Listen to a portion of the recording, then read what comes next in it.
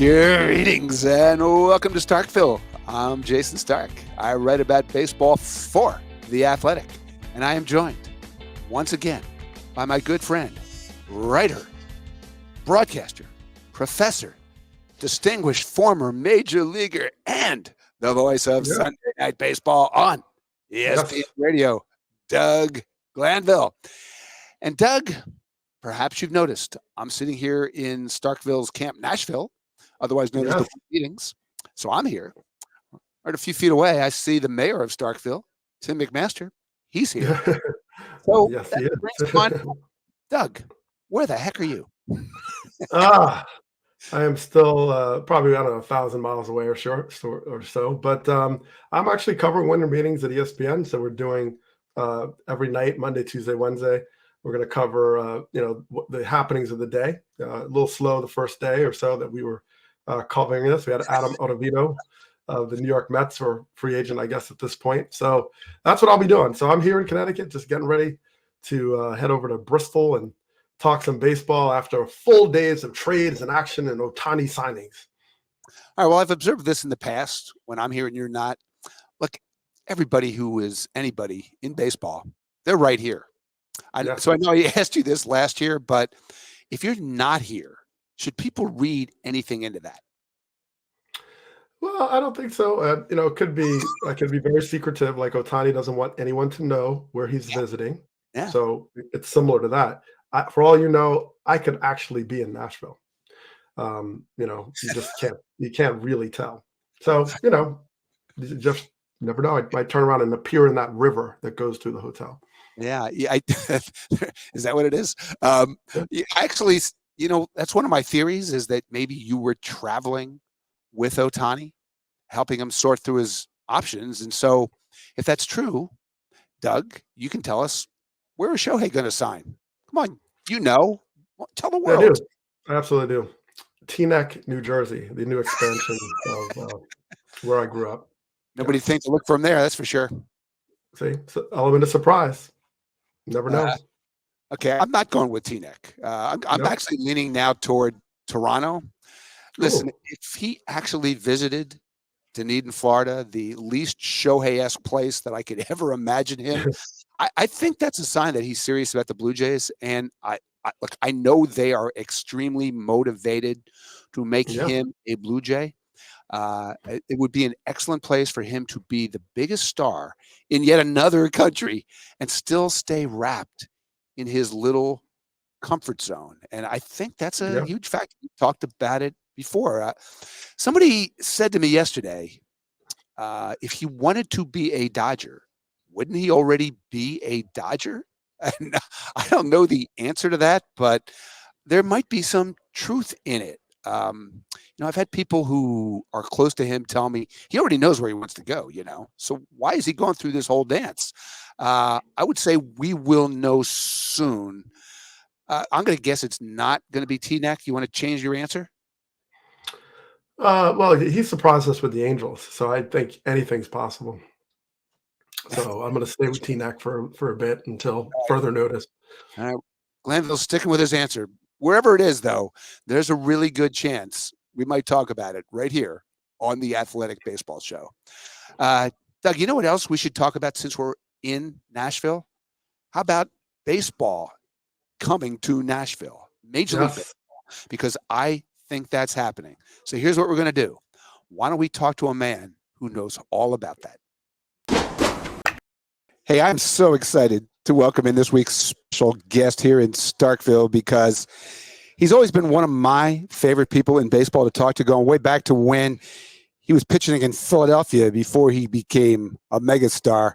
It's Dave Stewart. Stu, welcome to Starkville. It's good to see you, man, and thanks for having me on. Yeah, well, we're really excited to have you here. And first reason you're here, for the last 3 years, you've been trying to get Major League Baseball to bring a team to Nashville.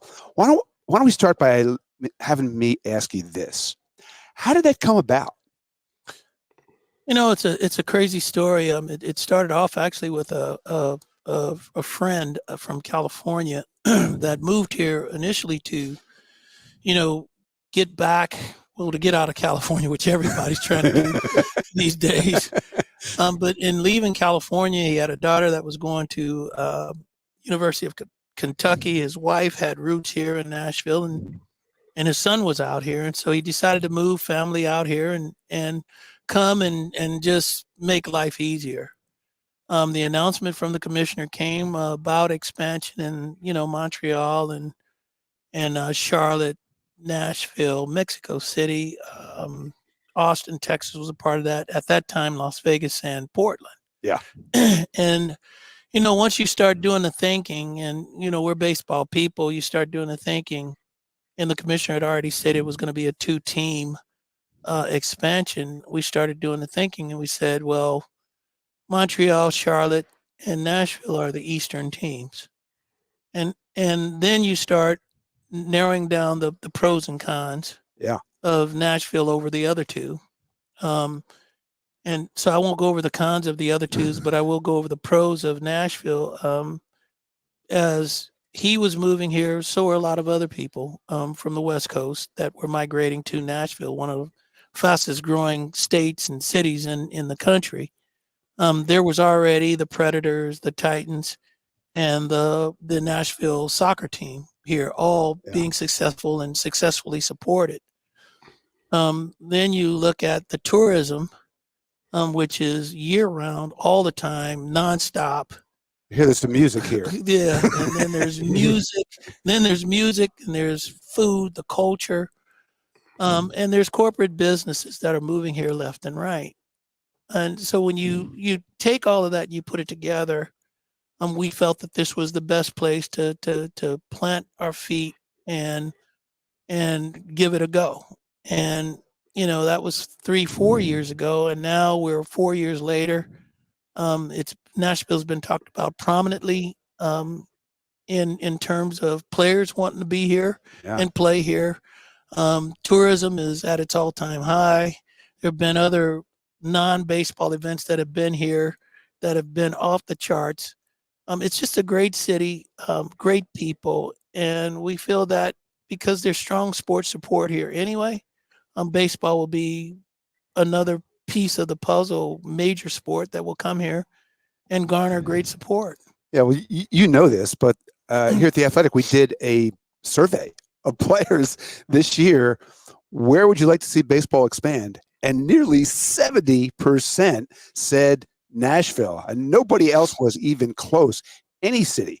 And so that's telling us something. I guess let me ask you the big question. Assuming baseball does expand at some point in the next few years, what is your level of certainty that Nashville will be one of the places that has a team? Well, we can't be certain. That's going to come down to obviously the commissioner's decision. I think it would be difficult to ignore, all that we know about Nashville already and what the city is about and all of the things that I just explained to you and demonstrated to you. I think it would be difficult to ignore that. But at the same time, I mean, there's more to it than just being the city. We have to know what the political support is for baseball here, which I think plays a major part of it. And once those things are solved, then we got to look at what's happening with Oakland, which has been ongoing. Even though we've got relocation, we need more surety of what's going to happen with their stadium situation. And then Tampa falls in that same thing. And Rob has been very clear that he does not plan to move baseball forward until those things are solid. So we'll see how it goes. But if I was a betting man, I wouldn't bet everything I have, but I bet a lot of what I have that this will be one of the expansion cities. Yeah, I think that's a good bet. And since you brought up Oakland and you brought up Tampa Bay, I mean, both of them seem like they're headed toward new ballparks. Obviously, the A's are not going to be in Oakland if things go the way they appear. Mm-hmm. But you have a good read on that situation, both situations, I would imagine. You see both those things happening, both those parks getting built the way people are talking and acting? My interaction with the A's, which is not a lot, but enough, they feel confident that they're going to get their stadium situation taken care of. I don't have any communication with Tampa at all, but they've got two potential sites to build a stadium and move that process forward. And so there is no reason to believe, especially with this being something that Major League Baseball strongly wants, that it won't happen. I think it's more of the timing of it. Obviously, the A's have taken 20 years in their stadium situation, and Tampa's been a while now. So I would think that the preference is to have it sooner than later. And I don't know that there are any deadlines for that to happen, but it is a sooner than later situation for Major League Baseball. Sooner always beats later in life. Of course. All right. Speaking of which, let's beam in Doug Glanville sooner than later. He's not sitting at the table here, but through the miracle of technology, we understand still ask questions. Is that true, Doug? We can still do it. Well, Stu, I've read a decent amount about the Nashville opportunity, and I know you've spoken a lot about how it's an opportunity to build bridges. You talk about the diversity of the leadership, the group that you're putting together or part of. Can you talk about the value of that, why that's important to really have this representative leadership going into this process? Well, I mean, when you look at Major League Baseball, a 100-year-old sport, Artie Moreno is the lone minority in baseball ownership. And I mean, Major League Baseball has an initiative to grow the game. And in that initiative, it means having participation more from the Afro-American community. The numbers have dwindled down to 6.2 players in the game. When I was playing, it was 20%. Doug, you're much younger than me. I don't know what your percentages were, but it was 20% when I was in the game. And so there's an initiative with Major League Baseball to grow the game. When you look at some of the things that they're doing, even in their offices, you're seeing more people of color. You're seeing more women of different nationalities and colors. This year we had an HBCU All-Star game at the All-Star game in Seattle. Next year we're going to honor Willie Mays and the Negro Leagues in Mobile, Alabama. And so they're having initiatives that point to timing for Major League Baseball to turn the next page, which is for an opportunity for a diverse ownership like mine. But even more importantly, when we say bridge the gap, this will offer an opportunity for people in general to understand that this recipe, this blueprint works, not just in baseball, but in every business across the country and in every part of the country. And so, I don't think that it's a dream. I think that this is something that can happen and will be successful. And I think that Major League Baseball, in its own way, they see that this to be an opportunity as well. Stu, since we're at the winter meetings, it's given me an opportunity to ask some people in baseball what they see. And, there's been one thing that has come up that could be a potential obstacle to Nashville, and that is geographic territories, right? That the Braves might have an issue with it, that the Reds might somehow have an issue with it, that the Cardinals could have an issue with it. What's your level of concern that any of those could be a factor? I'll be honest, I try not to get involved in that. I think I'm going to leave that to be, I want to leave that to the commissioner. And we've had no real conversation about that. What I would point to is that, the A's and San Francisco Giants existed 20 minutes away from each other. The Anaheim Angels and the Los Angeles Dodgers are 45 minutes away from each other. The Anaheim Angels and the San Diego Padres are less than 2 hours away from each other. And so I don't know that territory is that big of an issue. I do believe that it is difficult when you've held on to territory as those three franchises have for as long as they have. It's difficult to let it go. But I think that we can all coexist in the territories. I don't think there's any doubt that you could coexist. You know how baseball moves. Mhm. It can, like, we can be in favor of sooner, not later. Baseball sometimes moves a lot more slowly than we would like to see it move, but certainly hope it happens. And Yeah. so, one more question on this. Okay, let's assume everything falls into place. Oakland goes to Vegas. Tampa Bay gets the ballpark built. No objections from any of those markets we just talked about. You have your ownership, your ballpark plans, everything's lined up. Opening day, Nashville baseball. What year do you think that could happen?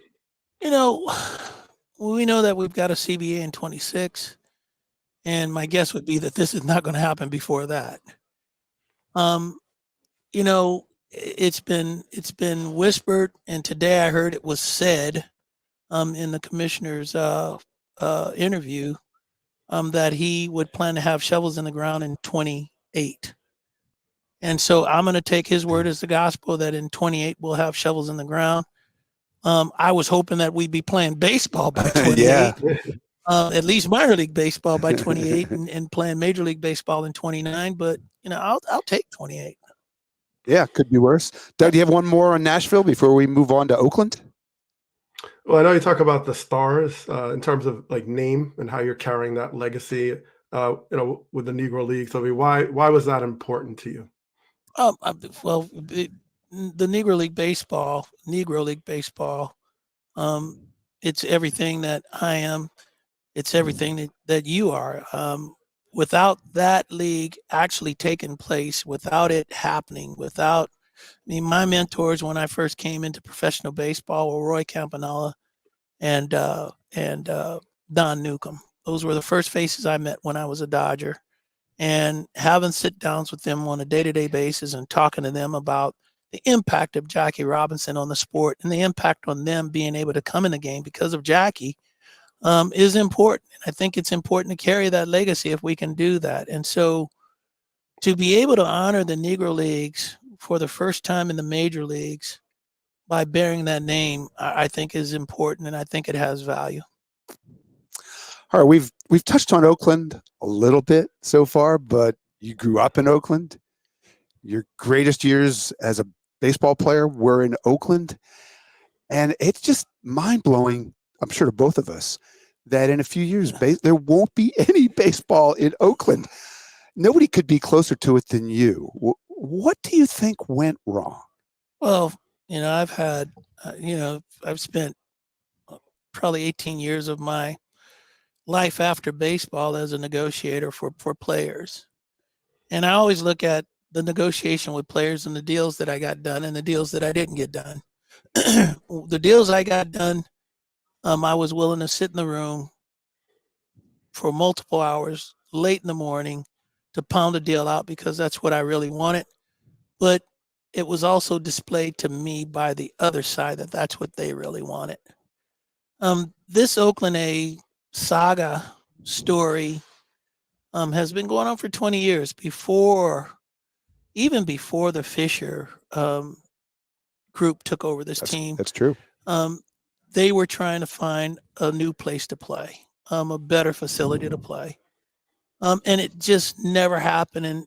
And so I personally, I hate that the A's are leaving. It's heartbreaking for me. I know the history and the background of the city and the athletes, the baseball athletes that have come out of the Bay Area. And that's not to mention football. We've got those. We got a ton of basketball athletes. There's a rich tradition of athletics in the Bay Area. But when the Raiders leave, when the Warriors return to San Francisco, and there's a behind the story, even with the Warriors on why it didn't work to stay in Oakland. I won't fault the city of Oakland, but they have blame. They have great blame. I won't place all the blame on the Oakland A's, but they do have great blame for this not happening. And it was just they couldn't come together in time to make this happen. I think that Oakland was late getting to the dance, And so the A's, they made a decision, and I think there was some pressure from Major League Baseball to get it done. They made a deal to get it done. But you just said this. Look, this Oakland had to happen. There's no excuse for baseball not to continue in Oakland. Whatever happened, it's a result of a lot of people on both sides who just missed the big picture. The big picture was baseball in Oakland. It was better for Major League Baseball. It was better for Oakland than this outcome. How could the fighting over each side's individual interests have never found a common ground on that key point? I mean, that for me is the point I guess I initially started to make, that they just didn't want it bad enough, neither side. Yes. And the community suffers, and the fans suffer. I suffer from knowing what I know and being where I've been and the memories that I have. I suffer, but the two sides just didn't see the bigger picture strong enough to get it done. Mm-hmm. Doug, you have some thoughts on this? Well, Stu, I'm curious, as a memento, any of your favorite memories of being in an Oakland A or being part of that Oakland baseball community? Well, my favorite memory of being a part of the Oakland A community is when I met Reggie Jackson as a young kid, going out to the ballpark and hiding out in the right field bleachers and collecting baseballs through BP, and watching Reggie with his back to the infield, looking at me and my cousins gathering baseballs, and then eventually meeting him in the tunnel after the game and him calling us a bunch of smart asses and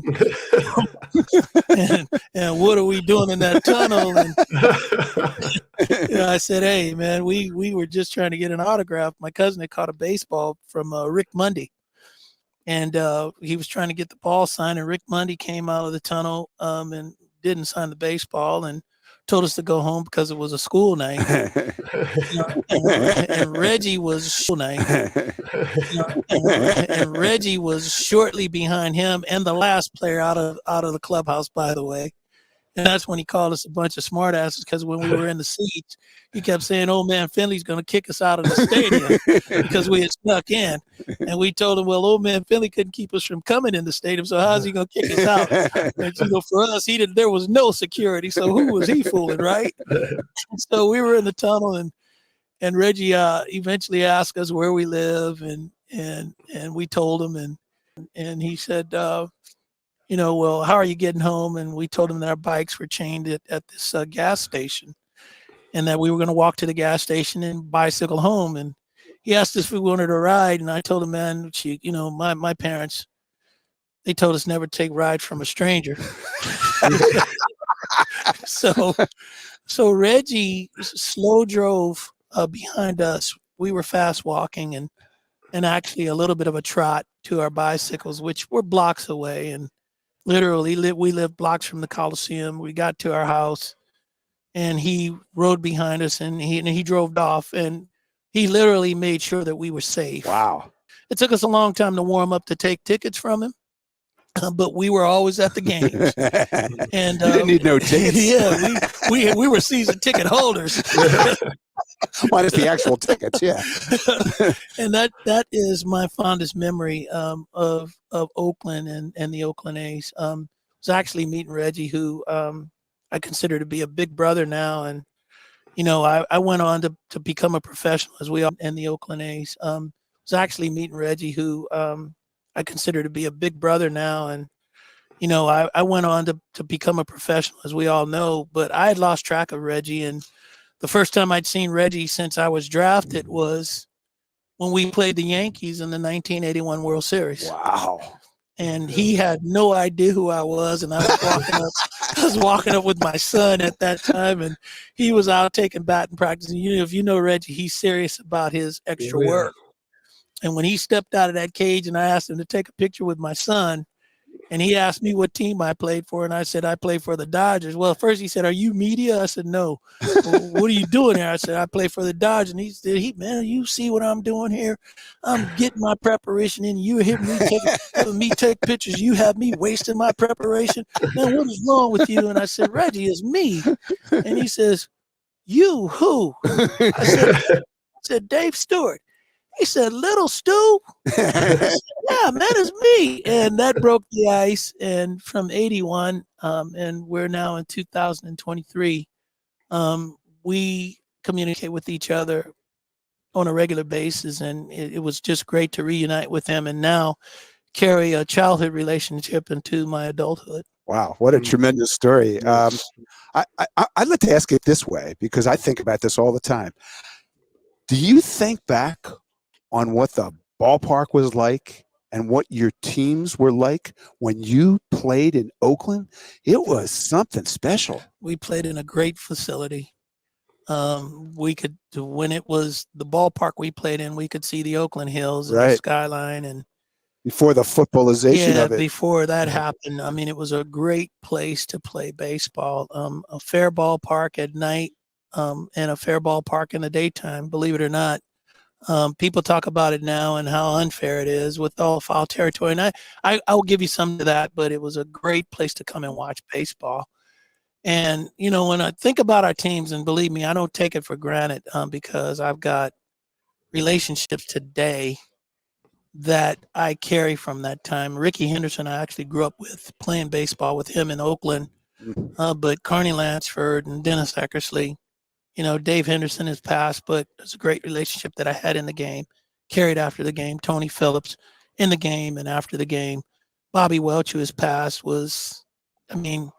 the relationships, Dave Parker, Terry Steinbach. I could sit here and think about all the guys that I still communicate with from those teams and how great a period of time we were in. But what's crazy is when you're in it, you don't get a chance to really appreciate it. And after the game is done and you're sitting on the couch and you're watching today's baseball and you get a chance to think back, we really had an opportunity to do some great things. We missed an opportunity to win 3, but we did win 1. But those were some great teams. Yeah.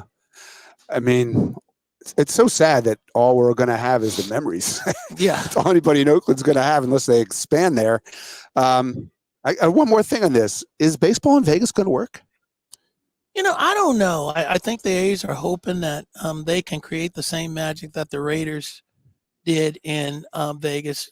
From what I understand, the Las Vegas Raiders were one of the highest revenue teams in NFL football.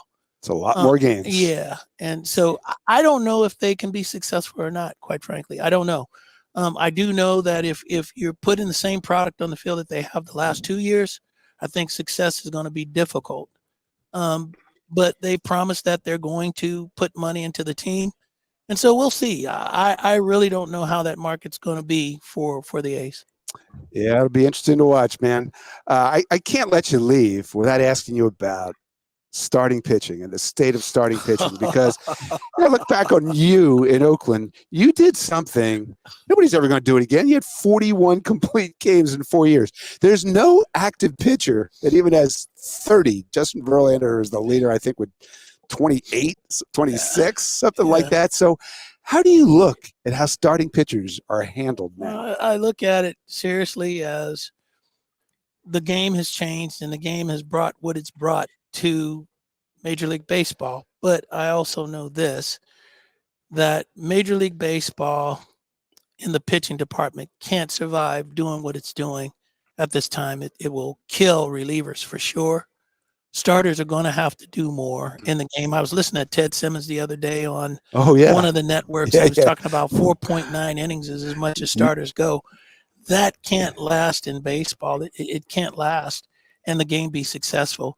Starting pitchers are going to have to get more to the 6 and 7 inning range. You're going to have to see more complete games because there are reasons to save your bullpen. There are reasons to do that. And those things have to happen for teams to be successful for a complete season. If you look at the teams in the World Series this year that that the winning team was a team that had better starting pitchers and starting pitchers that were capable of going a little bit longer in games. And I think that has to happen. Yeah, I couldn't agree more. You came up with the Dodgers, and used to come to spring training, and all the Dodger legends were roaming around Dodger Town. Mm-hmm. How many of them were starting pitchers? And think about what those guys represented in the game. I learned from Don Sutton.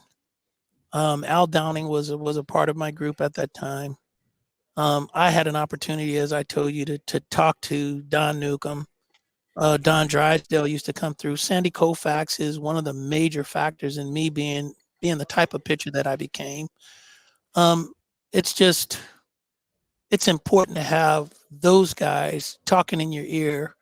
The 421 seasons for me, consecutive seasons. If I didn't idolize Bob Gibson, if Fergie Jenkins wasn't one of the guys that I looked at, I would never have aspired to win consecutive 20-game seasons. So those guys were important to me, and I think that it's just important to have those type of people to mentor you and place thoughts in your mind and give you dreams that are accomplished. Yeah, we've got to incentivize pitchers and teams to get back to that. Mm-hmm. Doug, what are your thoughts on this one? Well, I just love looking at the numbers, and you were top 5 in Cy Young pretty much, consistently. The 20-game wins, the 250 plus innings. You mentioned the mentors that kind of set that mentality. How did you sustain it? A lot of that happened when you turned 30. So this was like, you were kind of like brewing like a fine wine. What turned that corner in those years?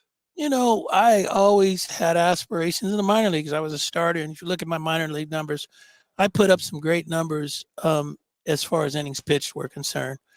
To make the major league team in that period of time, Dodgers starting pitching, as you know, it was some of the best in baseball. And so I had to break in as a reliever. And unfortunately, 6 years of my career, I spent as a spot starter and a reliever. To turn the corner, I never, ever gave away the dream that I couldn't be a good starting pitcher at the major league level. And then to have the opportunity and to have the confidence shown to me by Tony La Russa is the difference in being what I was and becoming what I eventually became, which is, one of the better starting pitchers in my period of time. Well, Stu, we could talk to you all day, but Doug, you're not going to believe this, but Stu has people to meet with here that are way more important than you and me. I don't know how that's possible, but we're going to take his word for it that he does. Listen, man, it is awesome to have you stop by Starkville live and in person and to catch up. Tremendous. Thank you so much, and all the best with baseball in Nashville. Hope we're watching games here in what year is that again? 28. There we go. 2028. All right, fellas. Thank you so much. Doug, you ready to talk some Hall and Oates? Always ready. Yeah. Okay, here we go. So the bad news is no trivia this week. Just a little too hard for us to pull off here at the winter meetings. But ready for the good news? Doug Glanville has not gone anywhere. And you know what that means? It means it's time for us to venture down to the dugout. And that's where the great American storyteller, Doug Glanville, hangs out this time of year and spins so many great stories of his life and times. And in theory, these are about baseball mostly, but sometimes they'll veer in other directions. So I can't wait to see where this week's tale takes us, because our topic for the week is what else? Hall and Oates. And by that, I don't mean Mel Hall and Johnny Oates. I mean Doug's all-time favorite singers, band, duo, Hall and Oates. If you listen to this show, it's come up that these are Doug's all-time favorites. But the reason to bring it up now, of course, is Hall and Oates are having a little dust-up, by which I mean, Doug, they're suing each other. Actually, it's just Hall who is suing Oates, but nevertheless, that's caused some issues. So, Doug, what better time for you to tell us how you knew these two guys personally, right? And if I remember, Yeah, this had something to do with baseball. it does. And it did. Well, it's look, this is a long history, and I go back to Kiss on my list. You have to go back to the early 80s when I first saw them, and I didn't have cable at the time, so I didn't have MTV. So I'd catch them on like Friday night videos, and that's when they were starting to come into their number one hits. And so I pretty much was hooked early on, and I think the dynamic was interesting because culturally, you listen to them, and we didn't have videos as much until those 80s. So it was like I heard gospel, I heard church, I heard things that were familiar to me, it was particularly my mom's side of the family. And then when I first saw them, and I realized like, oh, this is not a black band. It was a little stunning because they had the sounds of something that I associated with church. And Daryl Hall's father was I think a Methodist pastor and reverend, and they had that history. Now, for me, once I sort of dove into exploring their music, and the hits started rolling, Private Eyes and Maneater and all these groups, these songs. When I was in sixth grade, my teacher, Andy Six, was married to John Styx. And John Styx was the editor of then a very popular magazine called Guitar Magazine for the practicing musician. And real bona fide musicians would read this, and they'd also contribute, songs, music, editorials. And one of his key editors was, or writers, was T-Bone Walk, Tom T-Bone Walk, a Philadelphia area guy, bass player. They always say he was the ampersand of Hall and Oates. And so he was great. And he passed away, less than 10 years ago, but he was, really a sole part of this group. And so, they started to, I started talking about the music, and my sixth grade teacher, we graduate elementary school. We go on to, seventh grade middle school, and she invites us back, or some of the class back, to her house for dinner. So we go there, and we're all sitting around, and it's like, okay, talking. And at some point music comes up, and I tell him Hall and Oates, and he's like, oh, really? I know their band certainly well. And he's like, I could introduce you to them. Now imagine I'm like 13 or 14. This is exciting. And he says, no, well, I'm gonna make you work for it. So I remember he took out his magazine and opened it up. And there was they used to have like these kind of centerfold pictures. And I think it was of the group Heart, Nancy Wilson, and I forgot the other Wilson. And so he signs on this thing. This is, keep in mind, this is like 1983 or 4. And he says, hey, all right, I'll make a bet with you. If you make it to the major leagues, I will introduce you to Daryl Hall and John Oates. That was the deal. So, I'm 13, 14. I'm like, well, nothing to lose here. So I have this picture, centerfold. And now fast forward, I get called up in 1996, and Hall and Oates weren't really touring at the time, or they were kind of adrift. And they reconvened over an album, I think it was in 97, called Marigold Sky. And at the time they started to tour again. And sure enough, I was traded to the Phillies. Philadelphia, that's the basket of where they grew up. And they're in Radio City Music Hall. So I'm making the call, collecting on and now we're almost approaching 15 years removed of this bet.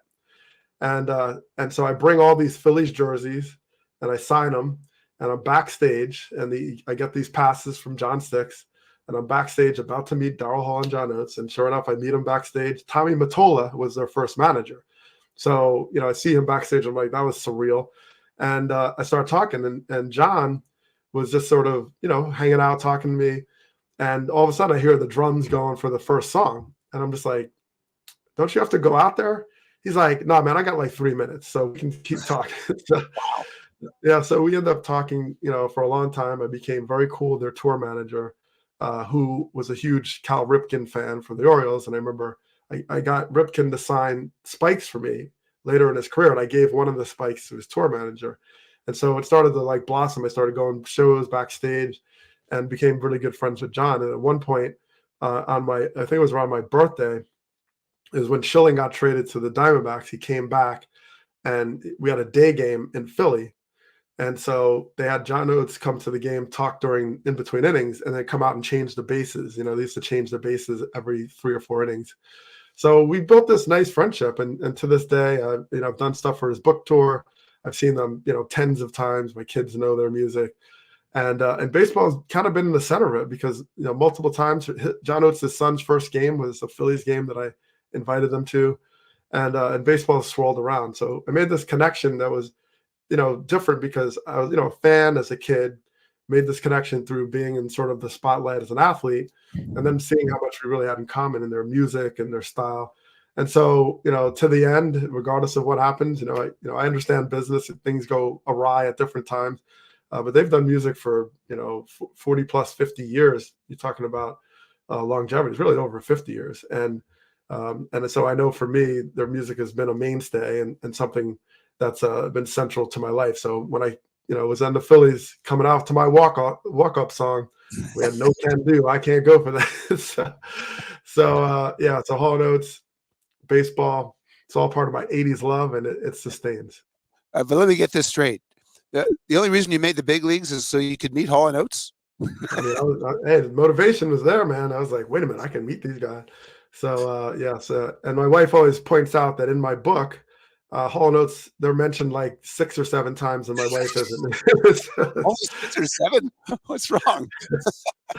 Okay, so Doug, we've got a serious issue here. Say it isn't so. Have you digested the fact that these guys are going to sue each other, and because of that, you're never going to see them play, sing, make music again? I don't know how it's going to end up because, these groups go through stuff all the time. And then, there might be a reunion, there might not be. The thing is, like, what I appreciated about them was that if you look at their albums, their covers, it always says Daryl Hall and John Oates. It never says Hall and Oates. And that was part of a testament to, like, they wanted the individuality, and maybe Daryl Hall, sort of like a front man later in the 80s.